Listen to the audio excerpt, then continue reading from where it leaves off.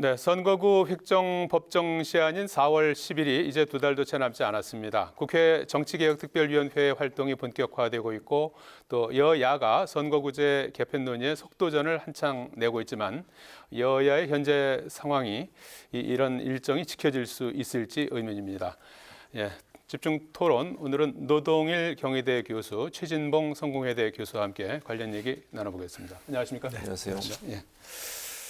자, 이 선거제도 개혁 방안을 논의하는 여야 의원들 모임이죠. 이 초당적 정치개혁 의원 모임. 뭐 지금 140여 명이 지금 활동하고 있다 그래요. 이 모임이 가장 지금 활성화되어 있는 것 같아요. 그래서 여기에서 어제는 정치개혁 2050. 여기도 이제 여야 이제 청년 정치인들의 모임이라고 그래요. 이분들을 초청해서 여러 가지 이제 의견을 듣는 자리를 마련했다고 하는데, 지난번에 그 원로 정치인들이 모이셔서 이 승자 독식의 지금과 같은 선거 제도로 가면 그래서 이런 그 양극단의 어떤 대결 구도를 피할 수가 없다. 그래서 빨리 고쳐야 된다. 이런 이제 순서를 했었는데 어제도 여러 가지 얘기들이 많이 나왔던 것 같아요. 그래서 그 얘기를 오늘 좀 집중적으로 다뤄볼까 하는데, 우선은 뭐 이런 그 모임들이 많이 활성화되는 것이 우선 중요하겠죠. 예, 뭐 당연히 중요하고 또 예. 바람직한 방향이겠죠. 예. 저는 어제 이제 뭐 청년들 얘기 들으면서 쭉 뭐 공감하는 바가 많았는데 예. 특히 이제 그 중에 하나는 그 이런 선거제도 개혁이라든지 정치 개혁 문제는 정치인들에게 맡겨놔서는 될 일이 아니다 하는 얘기를 하더라고요. 예. 그래서 국민의 뜻을 모아야 한다. 네. 이런 얘기를 했는데 그건 뭐 옳은 말이라고 생각합니다. 예. 뭐 지난주에 나와서도 그런 얘기를 했었는데 예. 결국 정치인들이 그 논의하다 보면 아무리 뭐 객관적인 입장에서 얘기한다 하더라도 자신들의 기득권을 건드리는 건 절대로 싫어하거든요. 그래서 아마도 이제 그 얘기 그 솔솔 조금 얘기가 나오고 있습니다만 예. 지역구는 그대로 놔두고 예. 즉 숫자라든지 이런 건 놔두고 비례대표를 대폭 늘리자 이런 쪽 얘기 나오는 것은 지금 현재 지역구를 차지하고 있는 국회의원들이 자신들의 밥그릇은 건드리지 말라 이런 얘기거든요, 사실은. 예. 그러니까 그런 것까지도 과감하게 뭐 눈치 안 보고 개혁할 수 있는 건 결국 정치인들에게 이 제도를 개혁을 맡기면 결국 굽을 수밖에 없는 그런 상황이 되지 않습니까? 예. 지난번에 본 것처럼요, 우리가 지난 총선에서. 그러니까 이제 그런 거 말고 국민들의 뜻을 물어서 국민들이 결정하도록 해야 한다라는 그 부분이 제일 크게 와닿았습니다, 저는. 예. 국민들에게 이제 맡겨야 된다. 정치인들은 이제 뒤로 물러서야 된다. 이제 이런 부분이 이제 많이 와닿으셨다고 했는데 어떻습니까? 2050 여야 청년 정치인 모임. 어제 그 모임에 대해서는 어떻게 보셨습니까? 그러니까 지금 말씀하신 것처럼 이제 그런 여러 가지 의견들을 듣는 건 좋은 시도인 것 같아요. 네. 어제 뭐 여야를 다 떠나서 그리고 뭐 사실은 그 천하람 후보도 왔었어요. 같이 와서 이제 모임을 했는데 그 내용이 이제 아까 노 교수님도 말씀하셨지만 기본적으로 사실은 이제 정치인들 같은 경우에 자기 밥그릇을 챙기는 일에는 가장 앞장서거든요. 거기에는 여야도 없더라고요. 대체적으로 보면 예. 본인들의 지역구 챙기는 거나 본인들의 이권 챙기는 문제에 있어서는 여야 싸우지도 않고 단연 하나가 되는 모습을 보여주고 있던데 그런 모습이 결국은 현재 정치 제도가 계속 유지될 수밖에 없는 구도다. 그러니까 양당 체제로 굳어지고 승자 독식이 되다 보니까 결국은 그러니까 국민의 어떤 민의가 다 표에 담아내지 못하는 그런 한계가 분명히 있는 거죠. 물론 뭐 장단점이 있다고 저는 생각해요. 소선구제든 중대선거구제든 나름대로 장단점이 있기 때문에 하나가 옳다라고 얘기할 수는 없겠지만 예. 변화가 필요한 건 분명해 보여요. 예. 그러니까 이걸 어떤 방식으로 해서 국민들도 납득하고 그다음에 정치인들도 일정 부분 동참할 수 있는 분위기를 만들어낼 거냐. 그러니까 저는 아마도 이제 뭐 어제는 큰 틀에서만 얘기가 나누어졌지만 비례대표제를 어떻게 하느냐가 저는 관건이라고 생각해요. 예. 지금 당장 얼마 이제 1년 정도밖에 안 남은 상태에서 선거제도 개편 뭐 소선거제를 완전히 바꾸는 건 상당히 좀 한계가 있을 가능성이 있다고 보여지기 때문에 비례대표제를 어떤 방식으로 운영해서 국민의 민의가 반영될 수 있도록 할 거냐 하는 부분. 그리고 이제 지역별로 너무 이렇게 세분화되어 있는 양당의 어떤 그 지배라고 할까요? 아니면 지역적 어떤 그 역할 이런 부분들이 좀 희석될 수 있는 방안들을 찾는 방안 이런 방안들이 좀 더 구체적으로 논의가 돼야 되지 않을까 이런 생각이 있습니다. 예. 지금 그 이제 초당적 정치개혁 의원 모임 이런 쪽에서 이제 활발하게 움직이는 반면에 정당 내부의 논의는 상대적으로 조금 시간 차가 나는 것 같아요. 김진표 국회의장 같은 경우에는 이제 3월 초까지 이제 정개특위에서 복수안을 마련해 주면 그걸 가지고 이제 전체 의원이 참여하는 전원위원회를 소집해서 이제 논의를 가속화시켜 나가겠다. 거기에서 이제 좀 더 이제 수기 과정을 거쳐 나가겠다. 이제 이런 보관을 갖고 이렇게 제시해 놓은 상태인데 지금 뭐 양 정당이 지금 국민의힘은 전당대회가 있고 그리고 민주당은 이제 당대표 체포동의안 문제로 해서 대여 투쟁 강도를 높이고 있는 상황이에요. 그래서 당 내부의 어떤 그 논의 상황은 어떻게 평가하십니까? 지금 말씀하신 대로 사실 양당 모두가 지금 학업의 뜻이 없죠. 예. 체코가 석자라고 예. 그럼 뭐 어떤 국민의힘 같은 경우는 3월 8일이 지나야 뭔가 뭐 다른 쪽에 눈을 돌릴 수 있는 여유를 갖지 않겠습니까? 예. 그때서야 비로소 이제 얘기하면서 논의해 보면 글쎄 지금 같은 여러 복잡한 이해관계를 조율하려면 뭐 3월 초에 뭐 당이 합의한 데는 가지고 전원회의에 올리겠다. 이런 김진표 의장님의 뜻은 뭐 충분히 알겠는데 예. 그러긴 어려워 보입니다. 우선 이 문제가 촉발된 게 뭐 윤석열 대통령이 지금 이제 뭐 중대선거구제가 어떠냐 이렇게 한번 언급한 것을 가지고 여당도 처음부터 뜻이서 얘기한 게 아니라 예. 그거에 촉발돼서 지금 논의를 진행 중인 것이고 민주당은 지금 더더구나 지금 이게 관심 둘 만한 상황이 아니지 않습니까? 예. 당대표에 대한 이재명 당대표에 대한 체포동의안이 지금 이제 뭐 어떻게 될 것이냐는 촉각이 세우고 있고 일반적으로 부결될 것이라고 예상이 되지만 그 후에 또 검찰이 계속해서 다른 혐의 가지고 계속해서 뭐 지금 이제 구속영장 청구하고 체포동의안을 올릴 것이다. 이런 게 일반적인 예상이다 보니까 예.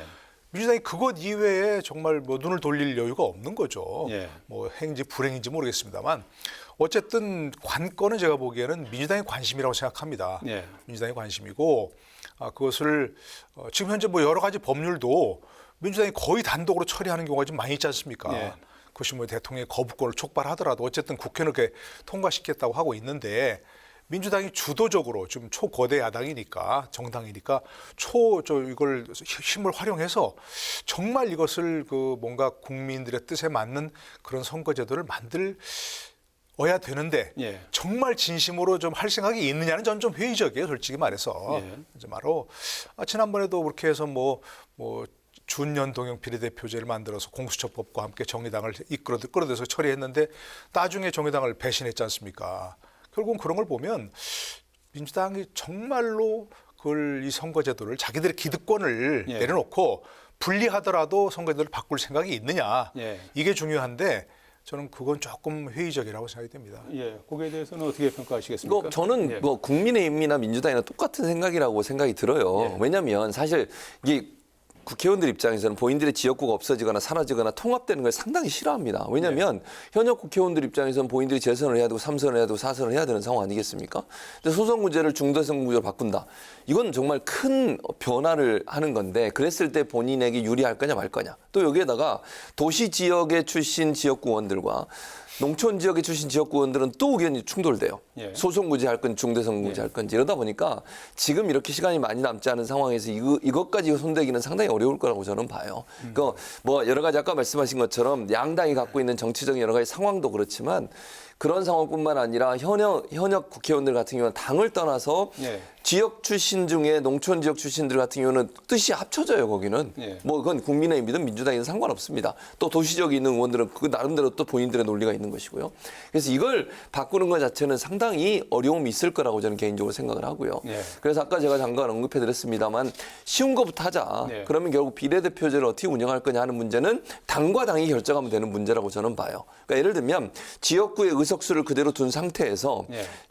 비례대표 관련돼서는 당이 협의를 하면 당대당이 협의를 하면 사실은 의원들이 크게 그렇게 불만을 갖는 요소는 아니라고 보여지거든요. 예. 그래서 그런 부분들은 저는 이번 선거구제 개편에서 좀 더 쉽게 접근할 수 있는 영역이다. 다만 지역구와 관련돼서 선거구제를 바꾸는 문제는 상당히 민감하기 때문에 의원 개인 간의 의견의 충돌, 예. 뭐 당을 떠나서 개인들이 갖고 있는 이해관계 이런 부분들이 영향을 미치게 되면 결국은 또 못하고 넘어가지 않을까 그런 우려가 있는 상황입니다. 예, 선거구제는 뭐 이번에 고치기가 좀 어려울 수도 있다. 거기에 대해서 동의하십니까?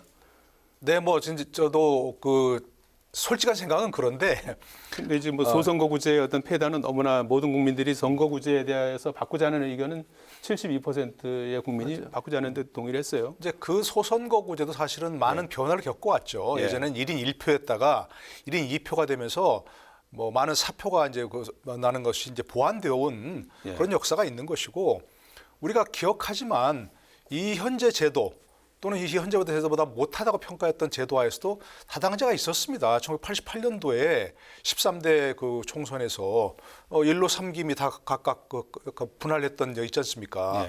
민주정의당 노태우 대통령의, 그다음에 뭐 DJ 평화민주당, 그다음에 YS의 뭐 통일민주당인가요? 그리고 뭐 신민주공화당 JP 이렇게 4당 체제가 돼 있었는데 그때는 뭐 제도가 문제가 아니고 제가 보기에는 그야말로 걸출한 지도자가 있었고 그 지도자를 따르는 의미 있는 정치 세력이 있었기 때문에 그렇게 4당 체제가 됐다고 생각하거든요. 지금 우리 헌정사에서 그때가 가장 평화롭고 여당의 날치도 없었고 그다음에 야당의 극한 투쟁도 없었고 모든 법안이나 예산이 서로 합의 처리된 그런 시대라고 하지 않습니까? 그때로 돌아갈 수는 없는 거고요. 그러니까 제 말은 그러니까 제도가 그때 문제가 아니었다는 얘기죠. 말하자면 사람이 문제였지. 그러니까 지금 저도 뭐 회의적이긴 합니다만 그래도 현재 제도에서 뭔가 조금이라도 변화가 되고 조금이라도 뭔가 개선하는 점이 있다면 저는 뭐 선거구제를 중대선거구제로 바꿔보는 것도 한번 해볼 만은 하다. 그러니까 지금 이렇게 얘기가 나왔을 때 그래도 조금이라도 뭔가 현재보다는 나은 제도로 가는 첫 걸음이라도 좀 뛰어보자. 그래서 아무것도 안 한 것보다는 뭐라도 하는 게 낫다. 이런 생각에서 솔직한 생각은 안 될 거라고 되지만 그래도 좀 되었으면 하는 바람입니다. 구체적인 안은 이제 뭐 여러 가지 이제 경로를 통해서 앞으로 이제 논의 과정이 있을 걸로 보이고요. 하나의 어떤 그 논의를 이뤄나가는 어떤 방식에서 민주당 같은 경우에는 지금 3월 초까지 당내 의견을 수렴하겠다 해서 이제 당론으로 이제 추진하겠다는 입장이고 국민의힘은 물리적으로 조금 쉽지 않아 보이는 게 3월 8일 당장 이제 전대가 있고 결선 투표 가면 뭐 3월 12일까지 3월 초까지는 좀 쉽지 않아 보이기도 하는데 그렇게 되면 이제 일정상 정개특위에서 복수안을 만들어서 전원위원회에 이제 올리겠다 이제 이런 지금 스케줄을 갖고 있는데 그렇게 되면 당내 의견을 수렴하지 않은 상태에서 정개특위 의견만 가지고 전원위원회에 회부하면 아무래도 좀 무게감이 좀 덜한 게 아니냐 하는 그런 우려도 나오는 것 같아요. 그런 우려가 나오죠. 그러니까 말씀하신 것처럼 국민의힘 같은 경우는 대표가 선출돼야 그 다음부터 이제 논의가 또 시작될 수 있지 않겠어요. 물론 뭐 지금 자체적으로 하고 있습니다만 대표가 누가 되느냐에 따라서 여러 가지 이제 방향이 바뀔 수도 있으니까요. 그래서 시기적으로 상당히 좀 촉박한 상황이에요. 그러니까 의장 입장에서야 빨리 했으면 좋겠는데 여러 가지 정치적 상황을 본다고 하면 그게 쉽지 않을 것 같고 정개특위에서 논의되는 것 중에 사실은 의견이 조금 접근되는 부분은 도농복합형 중대선거구제예요. 그러니까 예를 들면 지역에 따라서 그러니까 시골 지역이나 농촌 지역은 소선구제를 유지하고 도시는 중대선거구제를 가고 이게 이제 국민의힘도 어느 정도 좀 동의하고 있는 것 같고요. 민주당도 동의를 하고 있는 건데 민주당 같은 경우 현재는 의원들한테 전부 설문조사를 하고 있어요. 의견을 묻고 있는 설문조사를 하고 있기 때문에 요 결과가 어떻게 나오느냐에 따라서 당론을 아마 결정을 할 것 같고 국민의힘은 3월 이제 8일 또는 12일 지나서 대표가 선출되고 나면 본격적인 논의가 이루어질 것 같습니다. 그리고 나면 뭐 빨라도 3월 말은 돼야 되지 않겠어요? 그런 과정을 거치게 되면 4월까지를 이제 목표로 잡고 있는데 가능할지는 좀 지켜봐야 될 것 같고 그래서 이 부분에서 아마 어느 정도 합의가 이루어질 수 있는 어떤 그 기점은 될 것 같아요. 도농복합 형태의 중대선거구제를 할 수 있다고 하면 요거는 이제 보통 그 광역시나 인구 100만 이상의 도시는 중대선거구제를 하고 그다음에 농촌 지역 같은 경우에는 지역구를 살리기 위해 소선구제도 그대로 가는 방안, 요 방안이거든요. 대신 이제 이렇게 됐을 경우에 의원 수가 줄어드는 문제가 발생할 수 있고 거기에 반발을 줄이기 위해서 의원 수를 좀 늘리는 방안도 논의가 되고 있어요. 30명 정도를. 근데 이거는 국민적 반발을 불러올 수 있거든요. 그러니까 의원 정수를 늘리는 건 또 국민적인 동의가 필요한 상황이어서 이게 뭐 그야말로 스텝 바이 스텝으로 가지만 산중이다라고 말씀드릴 수 있고 아마 이제 제가 볼 때는 아까도 뭐 계속 제가 반복적으로 말씀을 드립니다만 비례대표제를 어떻게 운영하나 하는 문제는 좀 더 쉽게 접근이 가능할 거다. 그래서 거기서부터 아마 문제를 풀기 시작하고 그리고 이 문제도 같이 논의를 하면서 할 수 있다면 시도해 보고 만약 안 된다고 하면 비례대표제가 이제 지난번 총선에 상당히 논란이 좀 많고 문제가 많았지 않습니까? 이 부분은 바로 잡고 가야 될 부분이니까 이 부분은 아마 정리가 될 것 같고요.